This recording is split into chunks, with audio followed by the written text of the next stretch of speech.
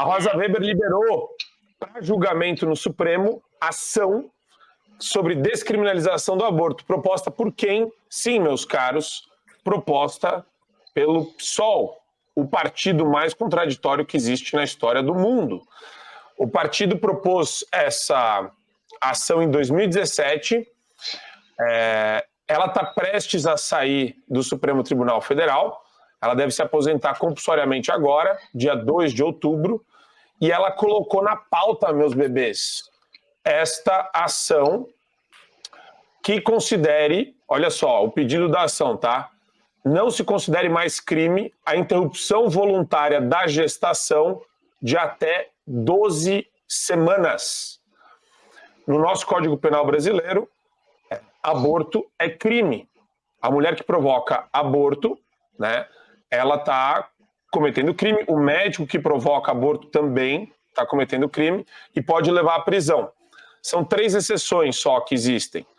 Quando existe risco iminente para a vida da mãe, quando é gravidez resultante de estupro e uma criada pelo Supremo Tribunal Federal, né, não estava na lei, em lugar algum, já era muito criticado o Supremo nessa época, olha só por ter decidido sobre a interrupção da gravidez de feto anencefalo, nesse caso, sem limite temporal. Sem limite temporal. O assunto é muito mais sério do que a gente pensa. O aborto é o símbolo maior, o símbolo extremo do relativismo dentro de uma sociedade. Se você relativiza a vida, por consequência e por óbvio, você vai relativizar absolutamente tudo. Tudo. Esse é o assunto mais importante de uma sociedade. Como é que ela enxerga a vida? Como é que ela valoriza uma vida? Se eu começo a colocar que não tem que ter consciência, se eu passo a chamar o bebê de feto, se eu passo a chamar o bebê de embrião, significa que dentro da minha própria linguagem já existe uma relativização quanto à vida humana. Uma pessoa em coma que não tem mais consciência do que está acontecendo com ela, ela deixou de ser um ser humano? Ela deixou de ter vida?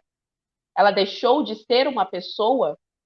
Ou seja, a forma como a gente trata a vida dentro de uma sociedade, isto é, se eu vou de fato valorizá-la, ou se eu vou relativizá-la, é o que vai ditar todo o resto da nossa sociedade. Então, assim, quando nós estamos falando de aborto, nós estamos falando aqui de assassinato. Eu estou falando de uma mulher que muito provavelmente não teve responsabilidade no que diz respeito à sua vida sexual, colheu a consequência óbvia de uma relação sexual, que é um filho, e agora quer assassinar deliberadamente uma vida humana inocente. O que nos separa de um bebê que está dentro da barriga de uma mãe é apenas o tempo de desenvolvimento. Eu vou falar uma coisa aqui que talvez deixe algumas pessoas um pouco chocadas ou chateadas. Eu sou contra o aborto em toda e qualquer situação. Em toda e qualquer situação, o aborto é um assassinato, é um crime.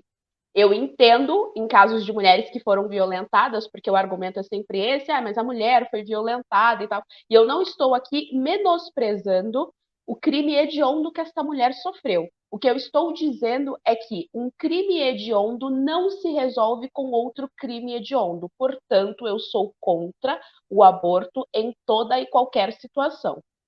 Posto tudo isso, eu preciso colocar aqui 2 fatos históricos. O primeiro é que o aborto, ele tem como característica ser um processo de eugenia. Lá nos Estados Unidos, a Margaret Sanger, que era uma enfermeira, ela era uma enfermeira, ela primeiro se alia ao Partido Socialista, Comunista ali da época, como ela nota que o Partido Socialista não dá aval ao que ela quer em relação ao aborto, ou seja, ela queria legalizar ela, inclusive que funda aí a Planned Parenthood, que é a clínica super famosa que existe até hoje. Como ela vê que os comunistas naquele momento não conseguem passar a agenda abortista para frente, ela e mais uma série de feministas se aliam ao movimento eugenista que estava surgindo nos Estados Unidos naquela época. E aí é quando ela começa a criar várias clínicas de aborto que são instaladas em bairros mais pobres dos Estados Unidos. Esses bairros que tinham população negra, população latina, enfim, uma população mais miscigenada, porque os eugenistas tinham como objetivo eliminar aquela população. Todo aborto é assassinato e é eugenista, é uma eugenia. Quando as feministas falam em relação aos direitos reprodutivos das mulheres, elas não estão falando de direitos. Primeiro, direito requer um dever. Começa daí. Todo direito vem atrelado com ele um dever. Qual que é o seu dever mediante ao aborto, já que você quer partir da premissa de que ele é um direito? Não existe isso.